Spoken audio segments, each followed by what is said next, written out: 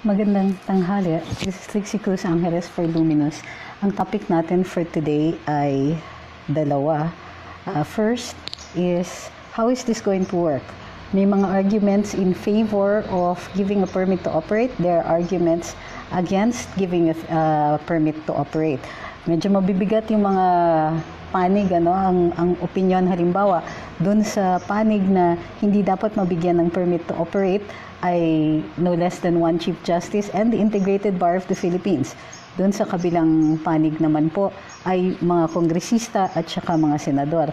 Ang pangalawang topic po natin sana ay bakit kailangan ng na i-amendahan ng ating saligang batas pero not by convention. I know it sounds like it's way off left field, pero the reason I want to talk about it is because we really need to amend our constitution. Gawa ng nakikita natin ang mga umiiral po ang ilang self-interest ng ating mga mambabatas at wala po tayong magawa tungkol dito in many cases. Even if we can file a suit against the senators or congressmen, lalo-lalo na kapag administrative lang po ang kasalanan nila, there's no way we can get them out of the legislature unless we find a way to amend the Constitution. And hindi natin pwedeng pabayaan yung pag-amenda ng ating saligang batas sa kanila din kasi gusto nila kadalasan kapag naamendahan ang saligang batas ay to have them sitting as a constituent assembly, Congress sitting as a constituent assembly, na sila mismo ang mag-propose ng mga changes. Eh di ganun din, diba? So later on natin titingnan natin yan. But in the meantime, provisional permit to operate. Ano ba talaga? Ang dami kasing nagtatanong, sabi ni Speaker Cayetano, maaari, sabi ni dating Justice Renato Puno, hindi maaari kung walang prangkisa. Ano ba yung batas dito? Presidential Decree 576A under Section 6 says, all franchises, grants, licenses, permits, certificates, shall terminate on December 31. Kasi itong batas na ito is a presidential decree. December 31, 1981. Thereafter, irrespective of any franchise grants, license, permit, certificate, or other forms of authority to operate granted by any office, the Board of Communications, no radio or television station shall be authorized to operate without the authority of the Board of Communications and Secretary of Public Works. Ito po ay NTC na ngayon. So, or their successors who have the right and authority to assign qualified parties, frequencies, channels, and other means of identifying broadcasting systems. Under our present law, ang NTC lang po nakakapag-identify ng mga broadcasting systems, mag-assign ng mga frequencies, at mag-issue ng Certificate of Public Convenience and Necessity pagdating sa mga broadcasters. And nakalagay dito sa Section 6, it is regardless of franchise. So, ibig sabihin, whether may franchise o hindi, maaaring magbigay ng permit to operate ang National Telecommunications, and they can do that also provisionally. So, anong ibig sabihin yan? Pag provisional permit to operate, dati pa pong nag-i-issue ang ating National Telecommunications Commission kapag in-between franchises. Nag-expire na yung franchise, hindi iniintay pa yung kabila para hindi maantala yung broadcasting at hindi makakos ng damage dun sa private party dahil dun sa delay o sa katagalan na hindi naman maiiwasan ng Kongreso, then binibigyan po ng permit to operate, provisional permit to operate. Ngayon lang po naging malaking issue yan dahil nga ito ay ABS-CBN na ang pinag-uusapan na di umano'y may record ng pagmamalabis, may record ng operasyon, may record ng estafa, di umano. Mami naman yata sila kasi sabi nila magsusoli sila ng pera, namin din nila. And other wrongdoings na plus yung mga issuances ng PDRs, corporate layering, at saka yung pagiging masyadong malaki, also in violation of Presidential Decree 576A for having more stations than they are allotted. At saka sa paggagamit ng mga corporate layering para matago yung kalakihan nila at yung halos monopolyo na nila doon sa pagbo-broadcast at monopolyo na nila doon sa mga naririnig, nakikita at balita na ating nasasagap, so to speak, through their different media, print, broadcast, etc. Merong mga isang provision din sa PD 576A na hindi po masyadong napagtutuunan ng pansin.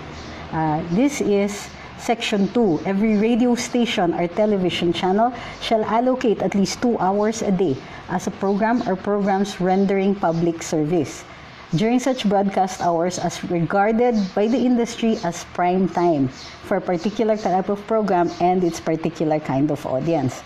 Ano yung public service? News, educational, and cultural presentations. Take note, it is and other programs informing the people of advances in science, industry, farming, technology, policies, and important undertakings in government designed to promote and safeguard the public welfare. Okay, of matters relating to physical, intellectual, and moral development of the young, or of traditions, values, and activities which constitute the cultural heritage of the nation.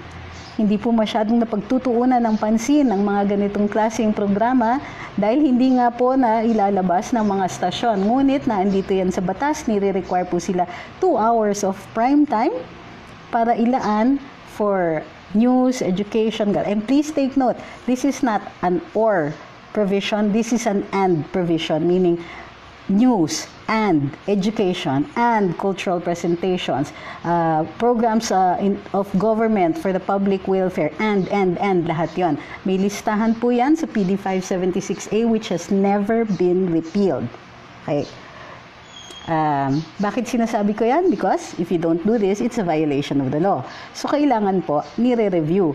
So, sino ang implementing agency dyan? It is the National Telecommunications Commission. Pero what can they do? Katulad po ng sinasabi nating Section 6 na binibigyan po ng authority ang National Telecommunications Commission na magbigay ng provisional authority. Meron din pong yun nga, yung Section 2 that requires them for particular programs. Ano yung penalty? It is an imprisonment for a period ranging from 5 months to 6 years and the payment the payment of a fine between 1,000 and 10,000 pesos. Pwede natin hindi pansinin masyado yung fine, but take note that the penalty is it is imprisonment and a fine. Okay? So, ano yung sinasabing, ano ngayon yung debate? Ang debate is between the SOLGEN or those who are against sa pagbibigay ng provisional authority to broadcast and those who are in favor. Kadalasan dun sa mga in favor ay yung mga nasa Kongreso at Senado. Bakit? Kasi the onus is not on them. Hindi sila yung pag-iinitan ng ABS-CBN kapag napilitan silang tumigil ng broadcast dahil hindi pa po tapos ibigay o pag-usapan yung prangkisa. Pagdidiinan nila, it is the NTC who has to issue, and the NTC has to issue para sa sa ating mga kongresista at mga senador, kailangan maglabas ng provisional authority itong National Telecommunications Commission. Yun din po kasi ang opinion ni Secretary Guevara. Ang opinion ni Secretary Guevara kasi ay malawakang pag-iisip. Ang sinasabi niya is kung hindi natin ibibigay dito sa ABS-CBN, then even the smaller stations, magiging ganyan yung policy. Kawawa naman yung mas maliliit na stasyon, mas maliliit na kumpanya na hindi kakayanin yung period na kailangan nilang magsara habang pinag-uusapan pa ng Kongreso itong prangkisa. Second, nagkakaroon ngayon ng pressure at maaaring, how do you call this? Gumawa pa ng other financial means of convincing the legislators to hurry up on the franchise. Diba? So nakikita din ni Secretary Guevara yung dangers of withholding a permit to operate, provisional permit to operate. Ulitin ko yan ha. Sinasabi ni Secretary Maynard Guevara, masyadong malaki po yung magiging damage kung hindi bibigyan ng provisional permit to operate. We're not just talking about the ABS-CBN, but what if this happens to the smaller stations? Tandaan nyo, ang ABS-CBN, siya yung pinakamalaki and possibly pinaka-powerful. Kakayanin nila kung magsara sila ng ilang linggo, ilang buwan, yan. Kakayanin nila kasi ang laki nila, ang yaman nila. Maybe they will have an opportunity to even remove yung mga employees na ayaw nila without violating the labor code. Paano kung maliit na stasyon? Paano kung maliit na kumpanya na hindi nila kakayanin na hindi let go yung mga employees? Hindi nila kakayanin yung mawalan sila ng revenues ng ilang buwan. So, paano yon? Diba?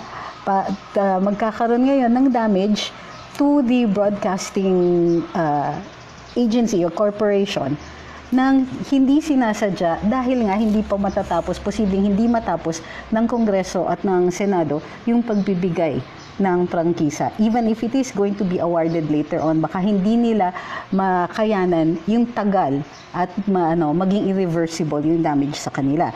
Yun po ang sinasabi ni Secretary Guevara kasi for purposes of equity, let's just be fair. Yun ang sinasabi ni Secretary Guevara.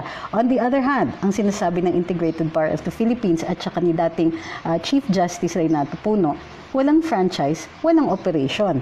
Kasi nasa saligang batas na hindi nga pwede without a franchise. Ang problema is, meron nga pa rin tayong PD 576A which says pwede, even with or without a franchise, maaaring magbigay ng permit to operate or provisional permit to operate ang NTC. Now, given the two clash of ideas and the clash of possible requirement na kailangan may mag-interpret ngayon ng batas at ng ating saligang batas, isa lang ang pwedeng puntahan ng issue na ito, ang Korte Suprema.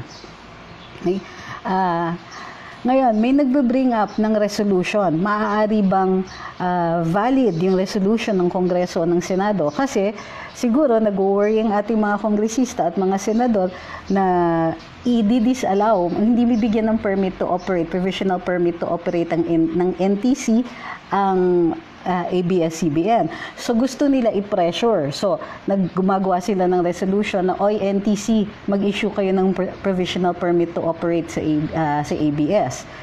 Ngayon, can they do this? Can they do this by resolution? Generally, no, because a resolution only expresses the sense of the Senate or the House. So parang sentimiento nila. So normally ang resolution, ganyan. Pwedeng joint resolution congratulating Manny Pacquiao on his latest win, mga ganyan. Condolence to the family of so-and-so dahil namatayan sila.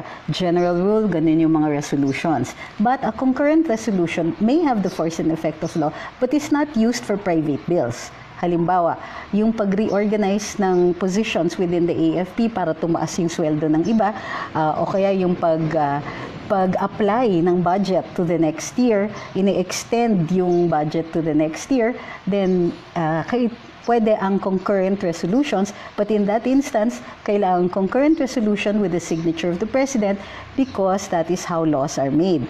Sinasabi sa ating saligang batas, di ba, walang maipapasa na batas nang hindi pinipirmahan ng Presidente unless pwedeng i-allow niya to lapse into law or i-veto niya, babalik sa Kongreso at kailangan ng 2/3 vote of the body from where the bill originated. Okay, so halimbawa, nanggaling sa Kongreso, kailangan i-override nila with a 2/3 vote. So, ano ngayon ang mangyayari? With these two different sides, okay? With Congress pressuring NTC, with the private sector saying, nako NTC, wag niyong ibibigay yan, ang daming magagalit sa'yo. And then there's also ABS-CBN who has a record of being vindictive at alam na alam ni dating Presidente Erap yan. Anong mangyayari? The best thing is for the NTC not to grant it and let ABS-CBN go to court to defend their right to be able to receive a provisional permit to operate. Bakit? Mas mahirap yun eh. What they have to do is they have to prove a right to the provisional permit to operate and that right has to be enforceable immediately. Hihingi sila ngayon ng preliminary mandatory injunction para pilitin yung NTC na bigyan sila ng provisional permit to operate. Most likely, gagamitin nila yung mga resolutions ng Kongreso at Senado but without the signature of the President, it's not likely that that argument is going to win. Okay? Mas mahirap kung ang NTC ay magbigay po ng provisional permit to operate, then we have to go, other people will have to file the case. Let's say the Solgen usually will do that only if he's acting as the tribune of the people. Normally kasi ang Solgen, yan yung nagdi-defend sa actions ng NTC. As the lawyer for the government, for the republic. Pero maaari din mag-take ng stand ang Office of the Solicitor General when he is acting as the tribune of the people dahil mas nananaig dapat yung interes ng taong bayan over yung interes ng isang ahensya ng gobyerno.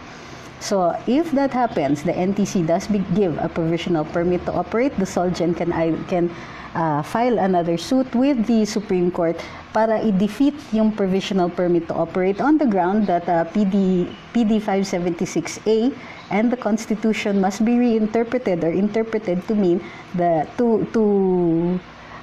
to mean that no provisional permit to operate may be granted in the absence of a franchise. Okay? So, sabi ni Ying, I hope the NTC is listening. Alam ni Liel Cordova yan, abogado yan. Kayang-kaya niyang isipin ito. But of course, iba talaga kapag napapressure ka. Ito yung problema. Ang daming interest groups that are putting a lot of pressure on the NTC. At nung sinabi ni Secretary Maynard Guevara na, NTC, you can't ask an opinion from us. It's not fair. We can't issue an opinion. But personally speaking, sinasabi nga ni Sec Guevara, dapat talaga mag-issue sila ng permit to operate. But they don't need an opinion of the DOJ para mapasahan nila ng problema yung DOJ. So, choices ulit ng NTC, just to recap para maliwanag ito, the NTC can either grant a provisional permit to operate or can refuse to grant it on the ground that there is no franchise. But they have a basis for being the one to grant or not to grant because of PD 576A, which allows them to give grants, license, or permits regardless of the existence of franchise. Okay? So, may power ang NTC, they can issue it or they can refuse to do it. What is easier for the NTC? It's easier for the NTC to withhold the permit and allow ABS and let ABS-CBN attack it. Kaya lang, syempre, nakakatakot yun dahil baka i-attack siya on a personal level at hingan siya ng damages. But let ABS-CBN be the one to go to court to seek to defend a right because mahihirapan sila na maghanap ng law that says they already have a right to the provisional permit to operate. They're going to say lang that masyado silang maaantala, masyado silang madadamage, and it's bad for the public interest, pero they can't claim a right that they don't own. So para sa kanila, kung sasabihin nila masyado silang madadamage without the permit to operate, they also have to indicate that there's a clear law and a clear right to this particular remedy going to court. So this is how it's probably going to work out. So, hindi ko sinasabi that one side or the other is correct because arguments in both cases have equal weight. But what I am saying is that it is the NTC who has the power to do that and it can do that, issue a permit to operate based on PD 576A. However, no matter what the decision of the NTC will be, it will be challenged. Okay? It is just better for the NTC to withhold the permit to operate because ABS will have a more difficult argument coming up with a law that gives them a clear right to a provisional permit to operate. Okay? I hope naintindihan I hope maliwanag yon. Mas mahirap maghabol ang ABS kasi maghahanap sila ng batas na nagsasabing may karapatan sila doon sa provisional permit to operate. Okay? Pero ang NTC, meron silang power and they can do it. It is up to them to exercise the discretion. Ngayon, but ang nakikita natin dito kasi is the senators and some of the senators in particular seem to be bending over backward. Parang permit to operate and ultimately a franchise given again to ABS-CBN. But the public debate is raging on this one. I'm not saying one side outweighs the other, but nakikita na natin yung dangers dito. We have seen the danger of a media company growing so big that they can virtually dictate the outcome of elections. Okay? That by simply withholding advertisements, that they can, except for, of course, the major exception here is Rodrigo Duterte.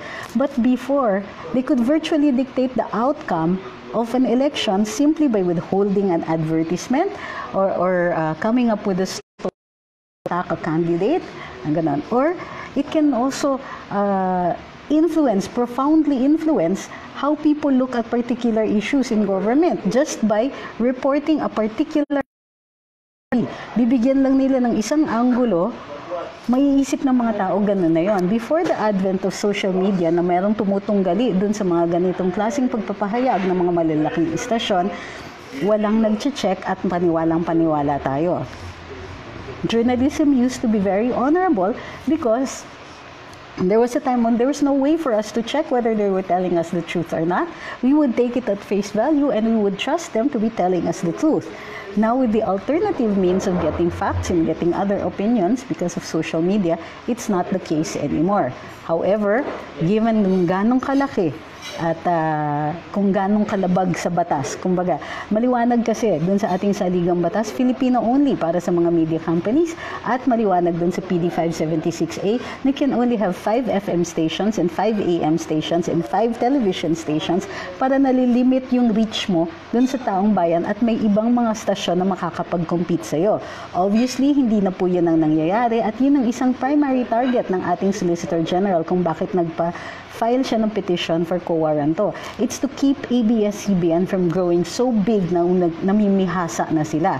Remember that ERAP attested to the fact na nagsabi talagang ABS na pupulbusin siya or dudurugin siya or they will make sure that his withholding of what they were asking for NLEX is going to be punished.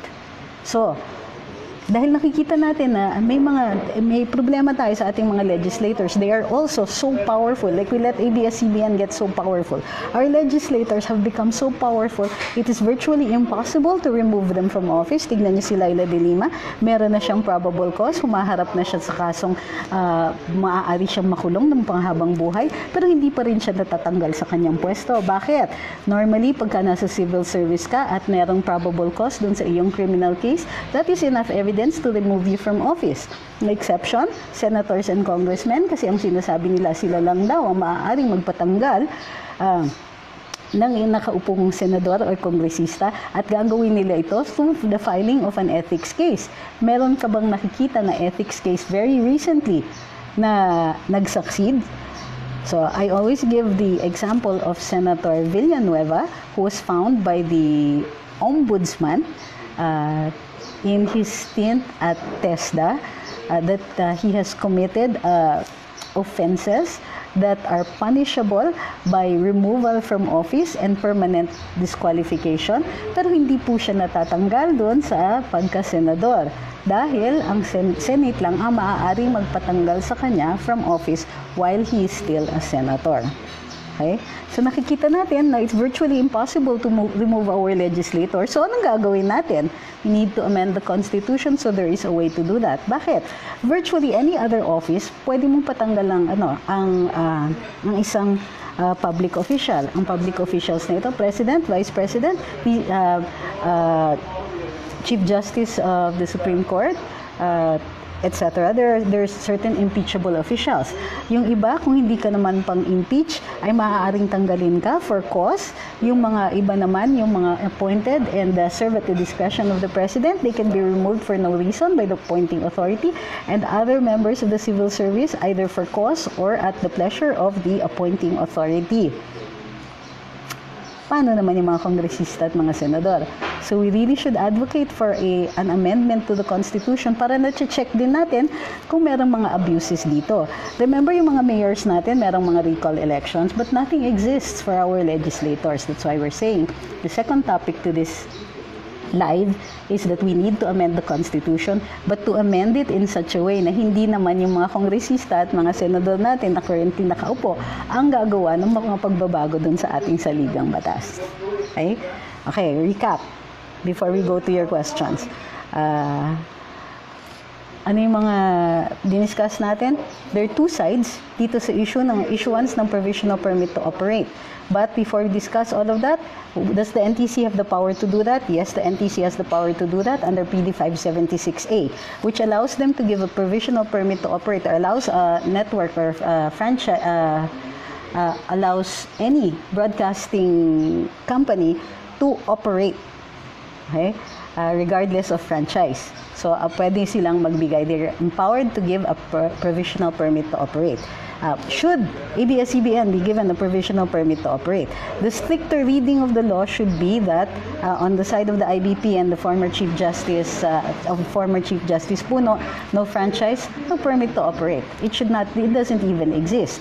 On the other hand, sinasabi ni Secretary Maynard Guevara and yung iba nating mga kongresista, withholding the provisional permit to operate might cause damage not just to ABS-CBN but to other potential franchisees who will not have the kind of money that ABS-CBN has to be able to survive during the period that they are not allowed to broadcast. Okay? So for the purposes of the public interest and equal protection of other broadcasting companies, then it would be better and it would be fairer to give a provisional permit to operate to ABS-CBN. Since may dalawang panig dito and they're of equal weight, I think so, then what is the NTC supposed to do? Well, the only two things that the NTC can do is either grant it or not grant it. It is easier for the NTC, this is my opinion, it is easier for the NTC to grant it at hayaan na lang ang ABS-CBN na maghabol sa Korte Suprema. Kasi kailangan pa nilang maghanap ng karapatan nila na i-enforce para ma-overrule yung denial ng kanilang provisional permit to operate. They have to present a clear right and a law that allows them to do that. They can cite PD 576 but it still requires the exercise of discretion on the part of the NTC. Ngayon, kung bigay ng NTC yung provisional permit to operate, the SOLGEN now, acting as the tribune of the people, may return to the Supreme Court and ask for the revocation of that permit to operate on the ground that it is a grave abuse of discretion or that it should be subsumed into the original case for quo warranto. Okay? So, I'm not going to predict which side is going to win on this one because wala po akong bolang crystal ngayon. And I think both sides have equally weighty arguments. But for me, it's just easier for the NTC to not issue the provisional permit to operate. Okay, let's hear questions.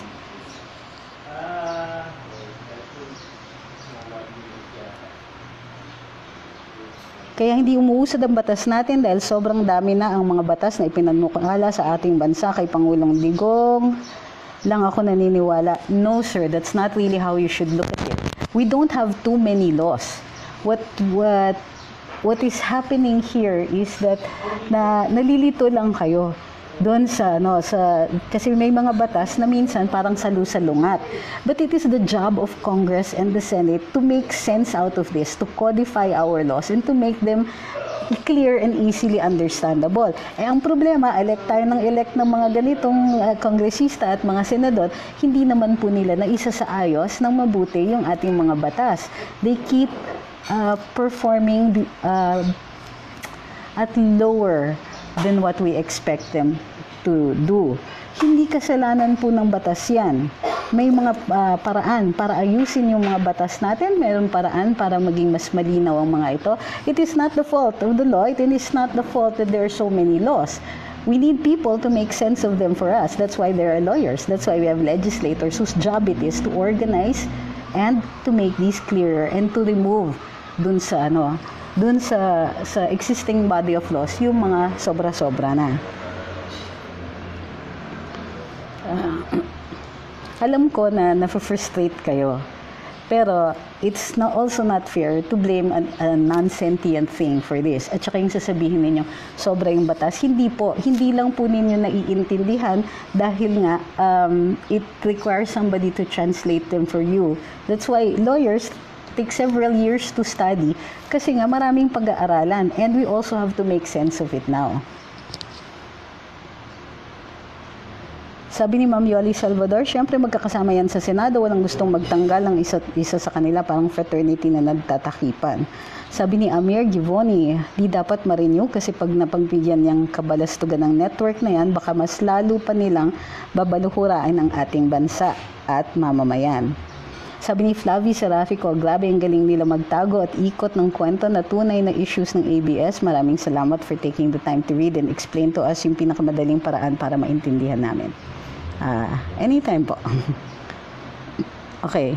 May nagtatanong ulit tungkol dun sa dual citizenship ni Gabby Lopez. In-explain po natin in the last live. Recap lang natin for a really quick answer to this one.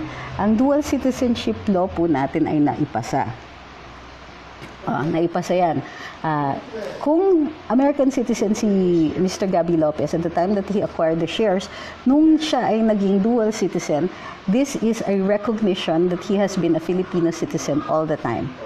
So, it's not retroactive. It means that even at the time that he acquired his American citizenship, even at the time that he acquired the shares of stock, he was and always has been a Filipino citizen. That's how the law works. So, para sa akin, hindi po ganong kahalaga yung citizenship niya at the time unless sasabihin natin na it was a violation at the time of the constitutional requirement of 100% Filipino ownership in media companies. But I understand that this is 1987 concept. So they're going to have to come up with something a little more weightier than that. Sabi ni Will J. Cool, pagtiisan na lang natin, kaya naman sila nandyan dahil din sa atin, sa susunod na lang, mas gagalingan natin sa pagpili ng pagboto. In an ideal world, yes, but in a world where we are not sure about our electoral exercises, then medyo may problema tayo about that. And speaking of elections, I would just like to point out na masigasig naman po si Senator Amy Marcos. Nag-hold naman po siya ng hearings para dun sa pagbabago ng mga batas natin ukol sa eleksyon, and in particular para maamendahan yung provision ng ating election code na nagsasabing kailangan may ilang years of experience yung tagabilang natin ng mga boto.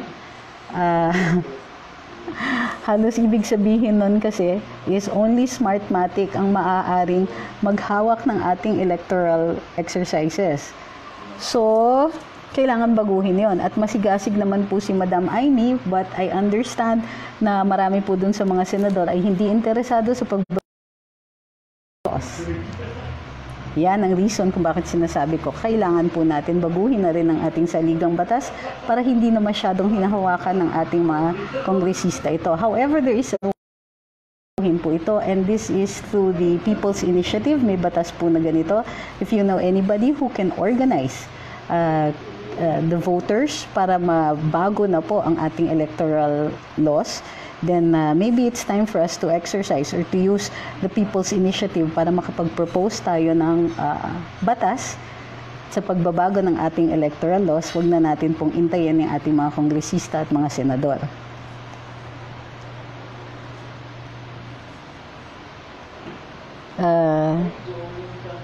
Sabi ni Viv Gax, kung si Po nagawa mag-emergency hearing in aid of legislation para sa franchise renewal, bakit walang senador makapag-aid of legislation din para sa emergency powers to resolve the traffic situation? Si Senator Grace Popo ang maaaring magtawag ng hearing in aid of legislation para dun sa pagsasaayos ng ating mga batas sa traffic or mga programa sa traffic, and she has not done so. Well, she set a hearing at doon po nagtapos after the hearing. Palitan ng ibang senators niyan, sabi ni Ma'am Queenie Paracletos, katulad ni, wag niyo pa na akong isama dyan. So si Attorney Ahmed, Attorney Harry Roque, ganyan. Pwede rin naman. Sabi ni Sir Gil Banyares, hanggat nandyan ang ABS-CBN, brainwash ng elections, wala tayong magiging maayos na Senado. That's also possible. But I'd like to think that if gagalaw tayo, meron tayong magagawa. Tinatanong ni John Lloyd Vincent, question, ginagawa bang Senate hearing ni Grace po ay sa ABS-CBN ay unconstitutional? Hindi po. Actually, may argument nga po si Senator Drilon dyan. At ayon dun sa ating saligang batas, private bills must emanate from the House. At pero maaaring mag-propose ng amendments ang Senado, but that implies na kailangan makita muna yung draft ng Kongreso bago ito makapropose ng mga amendments. However, there is one case, if I'm not mistaken, it was Tolentino, na sinabi ng Korte Suprema dun sa tax laws, maaaring gumawa ng counterpart bill ang Senado, pero iintayin nilang matapos yung House, yung Kongreso, dun sa kanilang draft, bago nila maipresenta as a proposal to amend the draft of Congress. So, maaari silang umandar, maaari nga sila up to a certain point to start the drafting of the laws, pero hindi nila pwedeng pangunahan yung House. Meaning, and besides, hindi naman po maipapasa yung batas kung wala rin yung Kongreso. Sabi ni Jay, agree, is it possible na ma-change ang Constitution, lalo na nabanggit mo kahit mga senador nagkasala, kahit may kaso, pwede pa tumakbo kasi maabuso sila dahil sa ganyang law. Pero kung ordinaryong mamamayan nagnakaw ng 1 can of tuna, my baby, kulong agad ang parusa. Well, I agree. So, kailangan natin na ilagay or sa batas na hindi maaaring kumbaga, wala na tayong special exemptions para dun sa mga elected officials natin.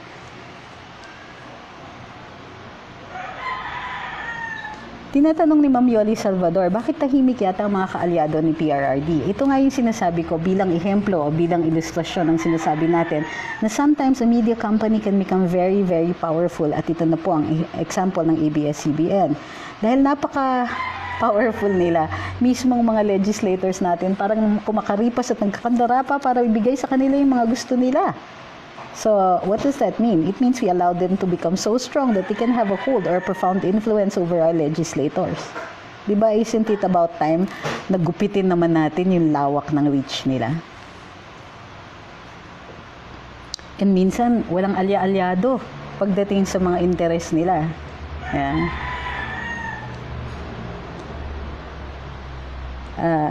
Ano pa ba? Yung panukalang batas ng senador about sa pamamahiya sa paniningil ng utang, sabi ni Ma'am Christine Gan, hindi ko pa po nakita yung draft, so hindi pa ako makakapag-komento. Tinatanong ni Larry Contal, why do we need the Senate if Congress has the power to legislate the bill? No.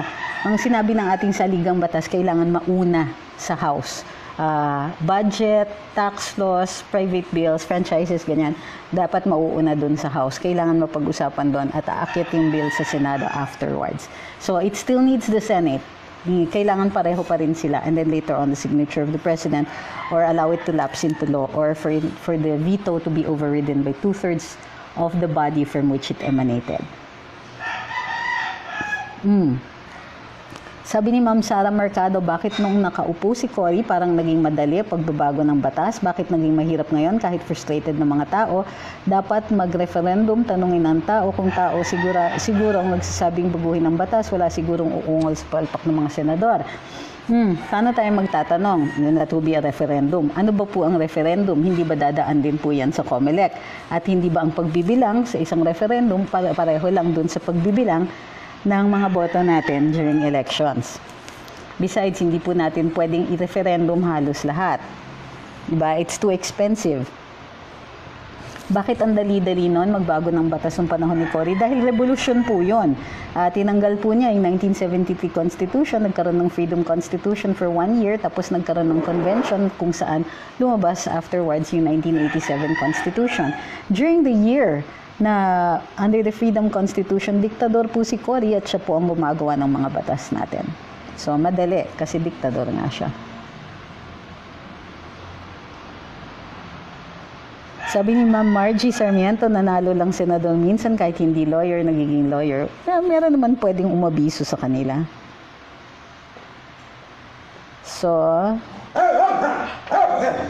sabi ni Manny Pantoja, putin na ang lawak ng reach nila at ang aking quote of the day.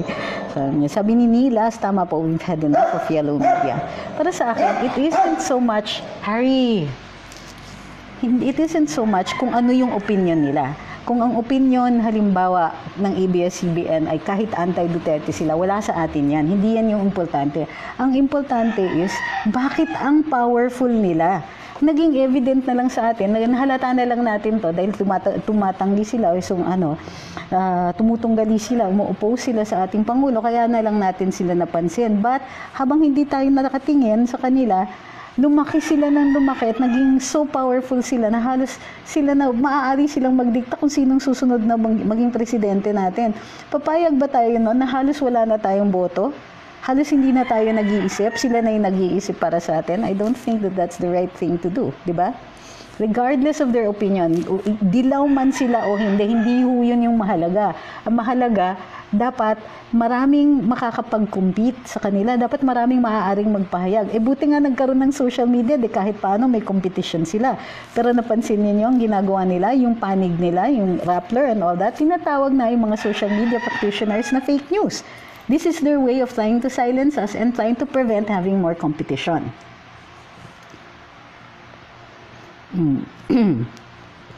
Dun sa mga nagsasabing dapat RevGov, una mag-iingat po tayo sa ating mga sinasalita dahil ang revolutionary government means that the president will violate our own laws. So, kahit ang Pangulo natin, sinasabi niya, no to RevGov. Okay, no to RevGov. Ang sinasabi pa nga niya, ay nako, mag-military takeover na lang. After that, tanggal na ni saligang batas, tanggal na lahat. But if he's going to be the one to do it, there will be a period na hindi siya sumasang-ayon sa ating mga batas. And if matalo dun sa point na yon na meron pang saligang batas, or matalo, then malaki po yung pagbabayaran natin para dun sa pagpupush natin sa ating Pangulo to do something that is actually an illegal act. If ever we're going to propose a rebellion katulad ng 1986, then we have to make sure we're going to win. Otherwise, kawawa yung Pangulo natin. Sabi ni Jigs Dolores Ignacio, so powerful Vera Files fact-checking kahit mga GC sa Messenger about ABS. Talaga? Paano nangyari yun? Do I think the CIA, sabi ni Ron Chan, is backing up ABS-CBN kasi pati mga senador natin bumabaliktad. I don't really think it has to be the CIA. Like I said, very profounding influence ng ABS because we allowed them to grow so big. Ayoko po kasing pupush ng mga ganong klaseng mga teorya na CIA did this, CIA did that. You know why? Because it takes away our own power.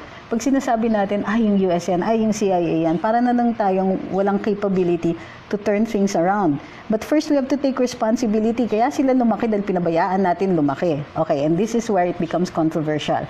Napapansin nyo ba dito sa social media na when somebody, pag may isang nagmura, or kaibigan natin si Attorney Larry Gadon, pero pag sumisigaw siya ng bobo, everybody claps, tuwang-tuwa sila ng ganon. Which is good because Attorney Larry Gadon is very intelligent and he has other things going for him. But there's certain people na nagmumura lang, tuwang-tuwa na tayo. So, pagka natutuwa tayo, tumataas yung hits, nagkakaroon ng following and all of that. Pero the truth is, yung tao na yun, nagmumura lang. Not Attorney Larry, okay?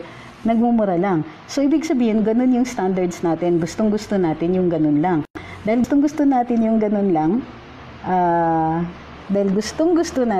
ganun lang, na level, then ganun lang din yung level na binigay ng ABS-CBN sa atin. Hindi sila nakatulong sa pag-uplift ng klase ng mga audiences na Pilipino. Hindi sila nakatulong sa pagbibigay ng impormasyon too much. And in fact, in some way, they kept us ignorant. Why? Because we wanted it. We allowed it to happen.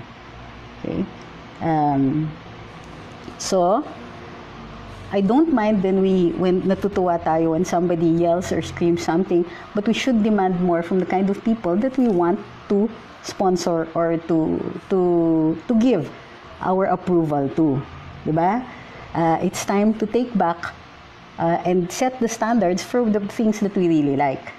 Buti na lang matalino si Attorney Larry Gadon. Sumigaw man siya ng bobo, later on mag-file siya ng kaso before the Supreme Court to protect our rights. Well and good, okay yon. Pero for those na do not deserve our approval, this is exactly what happened with ABS-CBN. We approved mediocre programs. How do you call that? Tinatangkilik natin ang mga programa na ito. Dati kasi wala naman tayong choice. Pero now, na meron tayong choice, ABS-CBN has acquired a whole new audience na hindi na tayo yon. And that audience is happy with the mediocrity. Diba? Is happy to just do na lang. I have personal experience with this kasi nga dun sa Metro Manila Film Fest, may mga nagsasabi, pwede ba wag mo na yung mga matatalinong movies na yan? Kasi pag Pasko gusto ko mag-relax naman, ayoko mag-isip. Ang problema, we should always be thinking, diba? Because thinking is an exercise. Your brain is a muscle. If you don't use it, it gets weak. Okay. Sabi ni Nilas, we know better now, kaya nabawasan ang reach ng mainstream media. May choice na kami. Mas alam na namin kung kailan kami binubullshit na lang. I love how you put it. Thank you very much. So,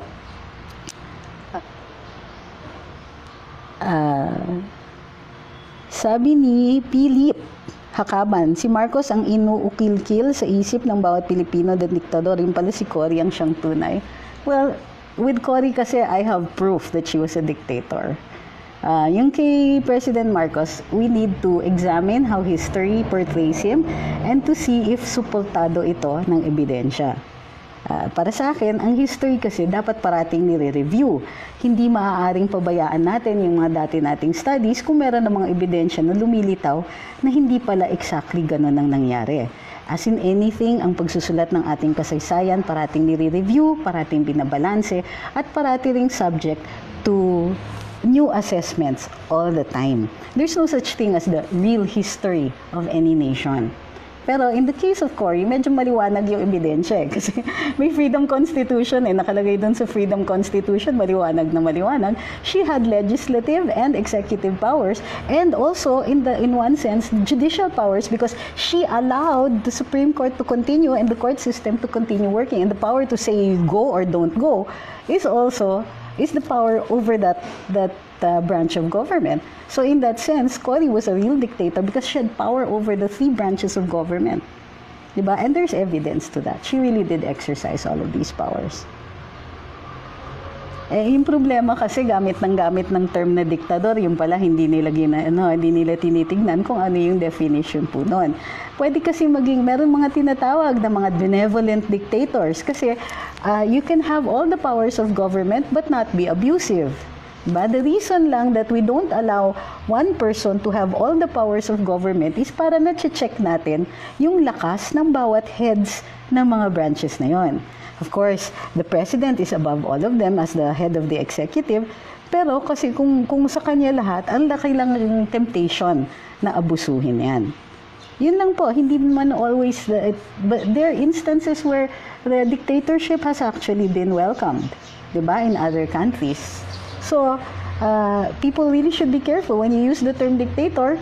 Is it necessarily a bad thing? It's a bad proposition because of the possibility of abuse, but there are instances when it hasn't been abused. So, as with anything, the law is there, and then it is up to the person how he's going to execute it, in the sense that you can abuse it, it's, power. Power is power. But how you exercise that reflects your character. And we cannot legislate character. We can only judge it. And when we judge it, that's what we call elections. Diba? Sabi ni Brando Cortez, si Cory naman di binoto ng tao, dapat si Tolentino ang vice, siya dapat ang naging presidente. You know what? I agree with that. However, after Cory took over, everything changed.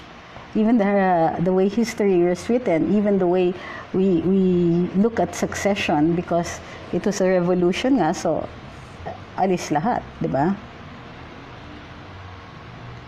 Sabi ni Olive Leda Erpelo, that's the reason why us here in the house no longer watch drama and news that do not give us true news and shows that did not provide new concepts and themes. Okay, here's one thing that I forgot to mention also. The other source of information is the net, di ba? Diba? And who are our internet service providers? That's why the president put up a new, made sure that the 3rd telco was going to come in. And then there's something like kind of a 4th telco in Converge, now, which uses broadband from another country. Why? Because once the duopoly starts to forget net neutrality, malaking concept yan na net neutrality. Anong ibig sabihin ng net neutrality? It means kahit hindi ka nakasubscribe, kahit yung mga websites na hindi na nakasubscribe, halimbawa dun sa Globe, makikita mo pa rin. Kasi kunwari, you have a site, pero ang internet service provider mo, let's say PLDT, pwedeng sabihin ng Globe na, lahat ng subscribers namin, makikita lang nila yung nagsusubscribe sa Globe. Di ba?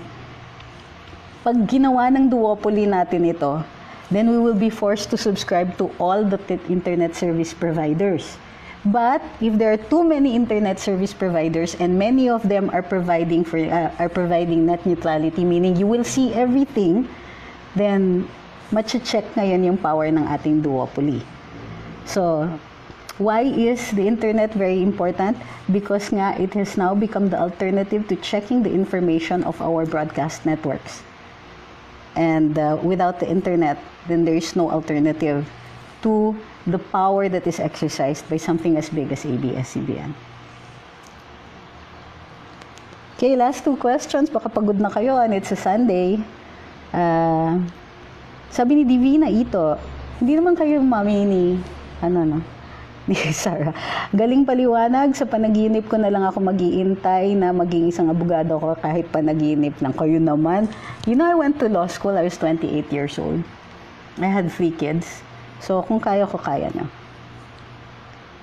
Opo, 28 lang ako nung nag-abogado. Nung pumasok ako sa law school, I graduated on time. I was 32 years old. I had 3 kids. All of my kids were in grade school or in, all of my kids were in grade school when I went to law school and I went to UP. Kaya yung isang government official dyan na nagsasabing dapat ma-excuse siya dahil more than 1 take siya sa bar dahil meron siyang mga anak. Please, come on. Huwag mo naman maliit yung mga nagagawa ng mga ibang tao na take 1 lang sa bar pero 3 din yung anak.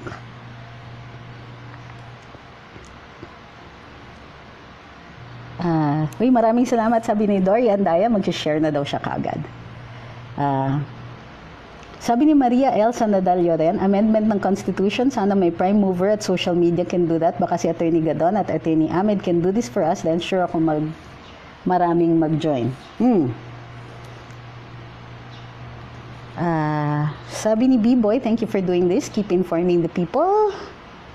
Sabi ni Jelu Chen, na-late siya ng gising. Pero in-announce ko naman po kasi itong live na to.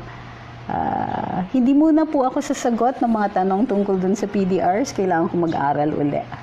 Kasi may mga bagong tanong Sabi ni Mars Castro, di ba po yung big media na din ang nagka-practice ng dictatorship kasi sila lang nagdi-decision kung ano yung katotohanan na pinapalabas nila. Well, I wouldn't call it a dictatorship because they're not exercising powers of government. What they are exercising is the power of the sovereign. Ano yung sovereign? Tayo yun. Kasi yung sovereign will natin, yun yung ina-exercise natin when you go to elections. Diba? So, ang ina-undermine nila tayo. Hindi yung gobyerno, pero tayo, and indirectly yung gobyerno.